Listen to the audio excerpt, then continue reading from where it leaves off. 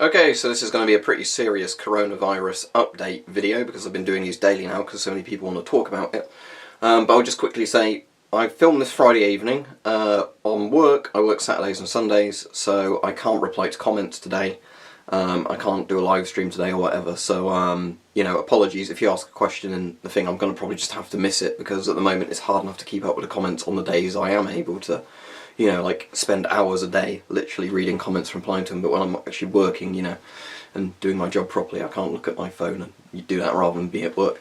So anyway, this is about how serious coronavirus seems to be getting and why it's important to actually be prepping for stuff. And I'll start off by saying I'm not actually a prepper. You know, there's a lot of stuff which I find interesting and kind of think you should prep for, but that doesn't mean I actually, you know, take a lot of it to the extremes. So this is kind of really opening my eyes in some respects, because what's happened with this is I'll put a link in the description. There's a YouTube channel, I can't remember the name of it now, where the guy's a virologist of a PhD, so he obviously knows what he's talking about, a lot of subscribers and everything. And he's quoting actual like medical papers, not all of them are peer reviewed, but things like that. And with coronavirus, there's a really horrifying trend at the moment that the R naught of it, which I'll explain in a minute, but he'll do a much better job explaining it than me because he covers it in several videos, is basically potentially around 4. So an R naught is basically, if you had a virus or a disease of an R naught of 1, it means for every person that gets infected, they would probably infect one other person. So if it's an R naught of 1, it basically just carries on as it is. If there's an R naught of 0.9 or less, it means that the disease is eventually going to die out on its own, you know, because it's not as infectious as the, you know, like rate at which it would spread, if that makes sense. The higher the R naught, the more easily it will spread. That doesn't mean that it's really fatal. It's not the fatality, you know, or the severity of the disease, but, you know, how actual easily it spreads. So if you're thinking about something like Plague Inc., it could mean like you have, you know, a bar for like how easily it spreads, spreadability or whatever would be really high. So coronavirus could potentially have an R naught of 4 according to like several sort of studies. And the worrying thing is a general flu epidemic has about 1.2%. Something like the 1918 flu epidemic that killed more than the First World War had an R naught, I think it was about 1.8, doing it off the top of my head and the things I've looked at. So that's a really scary number. Now, of course, you have to bear in mind the fatality numbers. If this ends up being a really, really, really low fatality number, it's not all that scary, because although you're going to have to look after yourself and learn how to look after yourself, you know, for a short period that you might have to for this, it's not literally the end of the world.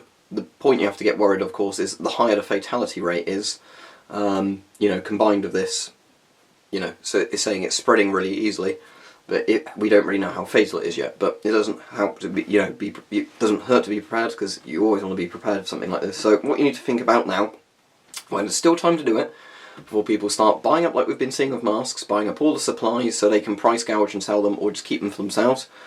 You know, think about how much food you need, how much water do you need, medical supplies, you know, all that sort of stuff, like we're saying with masks, but that's more if you're going out with a mask. You know, in your house you don't need it as long as you've, you know, got the house all shut down, people aren't allowed to wander in.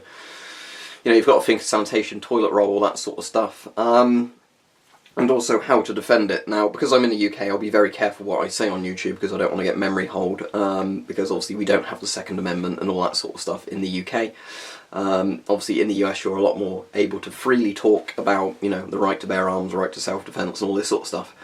But, you know, you do have to think that people potentially won't be very happy if you've got supplies and they've not. So it doesn't hurt to be prepared at all. Tom from 13 O'Clock Podcast has been giving me loads of really good info on this recently. If you look below in the description, I'll try and put 13 O'Clock Podcast in there. It's nothing to do with coronavirus really, it's just a podcast I really like, where they talk about serial killers, sort of supernatural stuff and that. I support them on Patreon, but it's worth checking them out. Again, nothing really to do with coronavirus, but, you know, I'll give them a shout out here because it's somewhat relevant to this video.